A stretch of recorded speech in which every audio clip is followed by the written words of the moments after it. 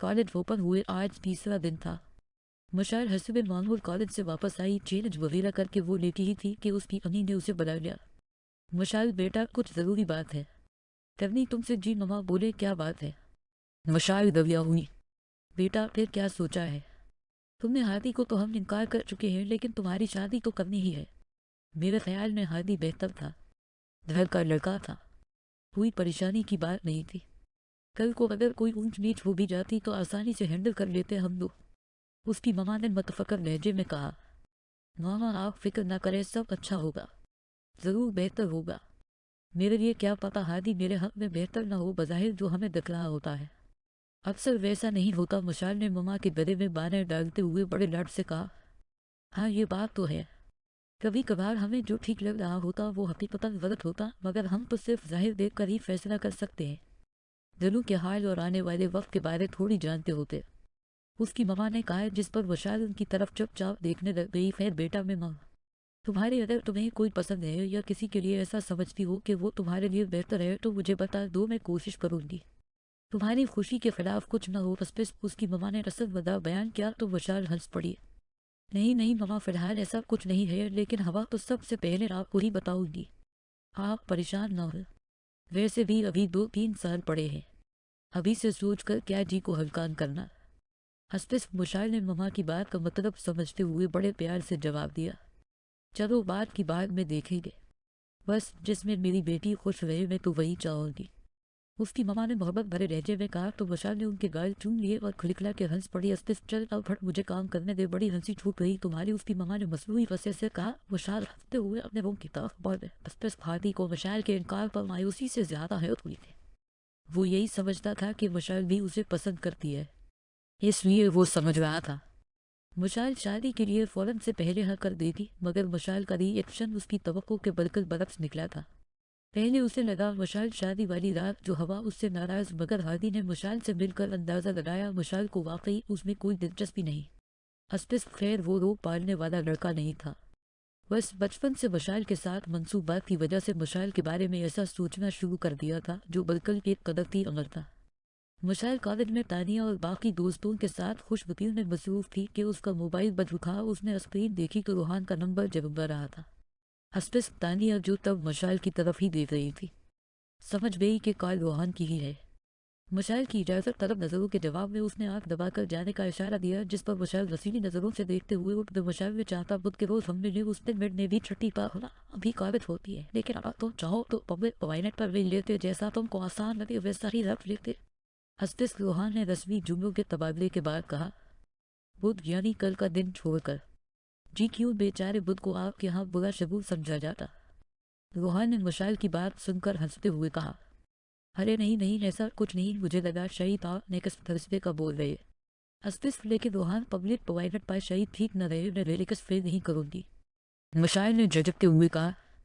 तो फिर किस जगह रेलिकस फेल होगा। जनाबे वाला को रूहान मोहब्बत से बोला। रेलिकस तो शायद किसी भी जगह फेल न हो, मगर आपके घर में कम से कम कुछ बेहतर फेल होगा, मुझे यही लगता। हसपिस तो मैं फिर घर को सजाने संभालने का अमल शुरू कर दूं। रूहान ने चहकते हुए कहा तो मशाइल के लबों पर मुस्कान फिर गई। तस्पिस अच्छा चले, घर जाकर बात करूंगी, अभी मुझे इजाजत दे, आप घर सजाने की तैयारियां जारी रखें। मशाइल ने मुस्कुराते हुए कहा तो रूहान धीरे से हंस पड़ा और कॉल ड्राव कर दी। हसपिस मशाइल के लिए एक मुसीबत ये भी थी कि वो उस रोज अगर कॉलेज न जाए और सुबह सुबह ही रूहान के घर पहुंच जाए तो दोपहर तक का बकिया वक्त कहाँ गुजारेगी। जाहिर बात है घर तो मामूल के टाइम के मुताबिक ही जा सकती थी, लेट होने या जल्दी जाने की सूरत में तरह तरह के सवालात का सामना करना पड़ सकता था जो कि वो नहीं चाहती थी। और दूसरी सूरत में अगर कॉलेज जाए तो रूहान से मिलना मुमकिन नहीं। तस्वीर उसने बेहतर यही समझा कि वो तानिया को एतमाद मिलेगी। उसे लग रहा था तानिया को बताए बगैर ये काम मुमकिन नहीं। हसपिस तानिया ने मशाल की परेशानी बड़े गौर से सुनी और जवाबन कहा। अच्छा फिक्र नहीं करो, तुम मेरे होते हुए बगैर किसी खौफ के एंजॉय करो। लेकिन तानिया ने जान बोझ कर बात अधूरी छोड़ी और शरारत से मुस्कुराने लग गई। लेकिन क्या तानिया, मशाल ने उलझते हुए पूछा। लेकिन तानिया की बच्ची क्या लेकिन लगा रखा, सीधी तरह बताओ मुझे क्या बात है। हसपिस मशाल ने लेकिन की तकरार पर झंझलाते हुए कहा। लेकिन ये कि याद रखिएगा आप रूहान की जोजा मुहतरमा नहीं है, न फिलहाल वो आपका मियां शरीफ है, सो एहतियातन 6 गज का फासला बरकरार रखिएगा।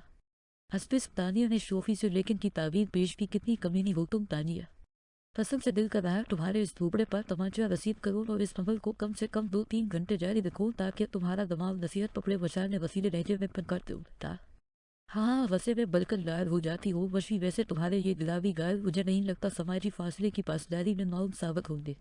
तानिया कहाँ बाज आने वाली थी। हस्तिस, अच्छा तुम जीती मैं हारी, मुझे बताओ कोई मसला तो नहीं होगा। मशाल ने जान छुड़वाते हुए कहा, मसले तो मेरी जान आगाज इश्क से ही शुरू हो जाते हैं। नींद का ना आना है वक्त, कुएं कुएं सा रहना मामा के साथ खाना खाते वक्त महबूब के हाथ से दवाले खाना, अकेले में खुद ही मुस्कुराना, शर्माना, तबीले की टेंशन, शादी की टेंशन, फिर बच्चों की टेंशन, ऊपर से ये काम पास बैठना, बच्चों की भी पूरी क्रिकेट टीम बन जा तस्पिस तो ये दवा भाई ने क्यों नहीं लगाती। मशाल तानिया की बात पर हंसते हुए गव्या हुई, पढ़ाई में लगा के क्या करना, घुमा फिरा के होना वही है जो वे ऊपर बता चुकी, लेकिन कम से कम तुम किताबों में किसी का चेहरा तो देख सकती हो, मुझे तो ये सहूलत भी नहीं। तानिया ने अपनी बेचारगी से कहा कि मशाल की हंसी छोड़, हाँ मुझे नहीं किसी का चेहरा किताबों में नजर आता, ये अफसानवी बातें हैं। हस्तिस, मुशार ने हंसते हुए कहा, फिर कहाँ नजर आता है। तानिया ने मासूमियत से पूछा, बताओ तुम्हें कहाँ नजर आता है। हाँ हाँ जल्दी बताओ, मैं भी उस शे को मैसर कर दूंगी। तानिया ने संजीदगी के तमाम रिकॉर्ड पलट पलट दिए थे। नहीं तुम आराम करो, कहीं भी नजर नहीं आता, ज्यादा वो लटकन मत करो, मुशार ने कहा। तो तानिया बुरा सा मुंह बना के रह गई। हस्तिस, आज तुम्हारी ममानी की कॉल आई थी, वो हादी के लिए शहीद अपनी बहन की बेटी रदा का सोच रही है। बातों से तो यही महसूस हो रहा था। अब अल्लाह ही जाने उनके दिल में क्या चल रहा है, मगर खफा खफा सी लग रही थी। हस्पिस मुशाल को उसकी ममा ने बताया तो मुशाल चौंक पड़ी। आपको कैसे महसूस हुआ कि वो हादी के लिए रदा का इंतखाब किए बैठी है। डायरेक्ट तो उन्होंने ऐसा कुछ नहीं कहा, मगर 2-4 दफ़ा उन्होंने रदा का नाम लिया तो मुझे महसूस हुआ वो यही सोच रही हैं। खैर जो जिसके मुकद्दर में होता है उसे वही मिलता है, हमारी तकदीरों में कहाँ कितना असर होता है। हस्पिस मुशाइल की ममा ने गहरी सांस खींचते हुए कहा, चले जो भी हो अच्छा हो, उनके हक में भी और हमारे हक में भी। मुशाइल कहते हुए अपने कमरे की तरफ बढ़ गई। आज दोपहर से ही बादल गरज रहे थे, रात होने को आ गई थी, मगर बारिश भी के रुकने का नाम नहीं ले रही थी। गर्मियों के रगुदाई दिन चल रहे थे, इसलिए मौसम अच्छा खासा सर्द हो चुका था। मुशाइल बेड पर लेटी रोहान से होने वाली मुलाकात के बारे में सोच रही थी। उसने सुबह रोहान से मिलने जाना था। बज़ाहिर तो वो बतमन थी, लेकिन न जाने क्यों उसे एक अजीब से धड़का लगा हुआ था। ये नहीं था कि उसे रोहान पर एतमाद नहीं था, बस एक अजब सी बेचैनी थी जो उसे सुकून नहीं लेने दे रही थी। ऊपर से मौसम के तेवर काफी हद तक खतरनाक दिखाई दे रहे थे। अगर सुबह तक भी बारिश न रुकी तो उसकी ममा ने उसे किसी सूरत कॉलेज के लिए इजाजत नहीं देनी थी। मुशाल यही कुछ सोचते सोचते कब नींद की आगोश में चली गई, इसे पता ही न चला। मुशाल की आंख खुली तो होश में आते ही उसने टाइम देखा, सुबह के 5 बज रहे थे। उसने जल्दी से विंडो का पर्दा हटाकर देखा तो हल्की हल्की बारिश बरस रही थी। मुशाल के होंठों पर दिलकश सी मुस्कुराहट बिखर रही थी। इसे कुछ हौसला हवा, क्योंकि हल्की हल्की बारिश के बावजूद आसमान पर बादलों का झगमट बहुत करीब था। मुशाल हसब मामूल घर से कॉलेज के लिए रवाना हुई, मगर मुकर्रर वक्त पर वो कॉलेज व्हील में बैठने के बजाय गली की तरफ मुड़ गई। रस्ते वो डर रही थी कोई उसे देख न ले, मगर उसने इत्मीनान की सांस जब गली में 2-4 लोगों को देखा जिनके पास इतना वक्त नहीं था कि मुशाल को ताकते या इस पर तवज्जो देते। मुशाल ने धड़कते दिल के साथ दूर बेग बजाई। रोहान को उसने अपनी आमद का टाइम बता दिया था, इसलिए वो मतमन थी कि रोहान अकेला ही होगा। अगर उसकी ममा घर होती या कोई और इशू होता तो वो मुशाल को बता देता। रस्ते से दरवाज़ा खुला तो बहुत तेजी से उसका दिल धड़का था। दो पार जाहिरी बात है रोहान ही था। मुशाल बगैर कुछ सोचे समझे जल्दी से अंदर दाखिल हो गई। रोहान एक शर्ट में हमेशा की तरह मुस्कुरा रहा था। मुशाल ने एक नज़र उसकी तरफ देखा और नजरें झकारे। चलिए अंदर चलिए मोहतरमा, वहाँ सुकून से बैठ के शर्मा लीजिएगा। रोहान ने हंसते हुए कहा तो मुशाल सर झकाए उस पे ताकब में चल पड़ी। अच्छा रिलैक्स हो के बैठो मुशाल, मेरी तरफ नहीं देखना, कोई बात नहीं, मैं तुम्हें रूबरू देख रहा, यही काफी मेरे, मगर पर सुकून कौन सा कोई जिन भोगना वो उसका। ज्यादा नर्वस होने की जरूरत नहीं, रोहान ने काउच पर बैठते हुए मोहब्बत से कहा। मुशाल रोहान से कुछ फासले पर बैठ चुकी थी, उसके दोनों हाथ बोर्ड में रखे हुए थे और वो काफी हद तक नर्वस लग रही थी। हस्पिस अचानक रोहान उठा और साथ वाले रूम से कुछ चॉकलेट्स जो उसके पेटस और कोविड दर्द ले आया। अगर चाय पीनी तो वो भी बना सकता मैं, और अच्छी खासी बना सकता। रोहान ने तमाम शेयर टेबल पर रखते हुए था। मुशाल कर एक बार दिल चाह मना कर दे, मगर उसने सोचा अकेले में थोड़ी वेरिफिकेशन मिल जाएगी। उसने रूहान की तरफ देखा और इस बात में सर हिला दिया। इस पर रूहान के जाने के बाद मुशार ने खुद को काफ़ी हद तक संभाल लिया। वो कुछ देर ऐसे ही सूत्रों में वो बैठी रही कि इतने में रूहान चाय समेत हाजिर हो गया। उस पर ये मेरे आंखों की चाह पीजिए, बहुत कम लोगों को नसीब हो। रूहान ने मुस्कुराते हुए कहा तो मुशार ने सुकून से खा लिया। रूहान मुशार से कुछ फासले पर बैठकर मुस्कुराते हुए उसकी तरफ देखने में मगन हो गया। मुशार हादी ने फिर कान टिकट किया तुमसे?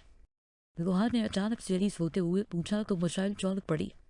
नहीं, उसके बाद तो कोई बात नहीं हुई ना उसने राबता किया। मुशार ने हादी के रिश्ते वाली बात रूहान को बताई तो वो हंसते हुए कहने लगा चलो अच्छा, हमारी खतर तो तदा इस पर क्या मतलब ये खतर? मुशार कुछ ना समझते हुए जितनी राह खूबसूरत है, कल को हो सकता आकर पूरी और उम्मीदवार मैदान में उतर आए, इसलिए मैंने ये खतर कहा। रूहान ने वजाहत पेश की तो मुशार शर्मा सी गई। मुशार ने चाहता अनी को तुम्हारे घर भेजो, बस तुम्हारी तरफ से ग्रीन सिग्नल मिलने का शिद्दत से इंतजार कर रहा। पहले तो आप मुझे ये बताएं, आप कभी जहाँ पर कभी तुम क्या कर क्यों मुखातब? मुशार हिम्मत जमा करते हुए पहली बार रूहान की तरफ देखते हुए बोली। उसकी आंखों में शरारत सी थी। अस्पिस हाँ, पता है जब कायल करना हो, वजाहत देनी हो, कोई बात मनवानी हो तो मैं अब कहता, और वैसे नॉर्मल बात करनी हो तो तुम क्या कर मुखातब करता? रूहान ने हंसते हुए शोफी से कहा यानी ये आपका तरद्दुद आप गरज निकालने के लिए करते ऐसा ही है ना? मुशार ने रूहान की तरफ देखते हुए मुस्कुराती नजरों से पूछा। अरे नहीं नहीं, इन तकलीफात को मेरी दक्षिणी में मोहब्बत कहा जाता है और ये एहतमाम खास तौर पर महबूब के लिए होता है, यानी तुम्हारे लिए। रूहान ने मोहब्बत और तुम्हारे पर अच्छा खासा जोर दिया था। अच्छा तो ये गर्ज वाला एहतमाम सिर्फ मेरे लिए है? हाँ जी, सिर्फ आपके लिए है, क्योंकि गर्ज मोहब्बत के साथ ही जुड़ी होती। अस्तिस रूहान जैसे सब कुछ सोच के बैठा था। रूहान अभी नहीं, अगर अभी आपकी ममा हमारे घर आए तो हादी समेत सब खुशक हो जाना, जो कि मैं नहीं चाहती। बेहतर यही होगा कि मुनासिब वक्त का इंतजार करें। इस मुशाइल को अचानक रूहान की बात तो अच्छा कर लेते हैं इंतजार मुनासिब वक्त का, मगर सच पूछो तो इंतजार करने पर दिल माहिर नहीं होता। दिल तो चाहता बस अब मुस्तकिल वसल हो। बस रूहान ने मुशाइल की आंखों में आंखें गाड़ते हुए शोक बेचैन था।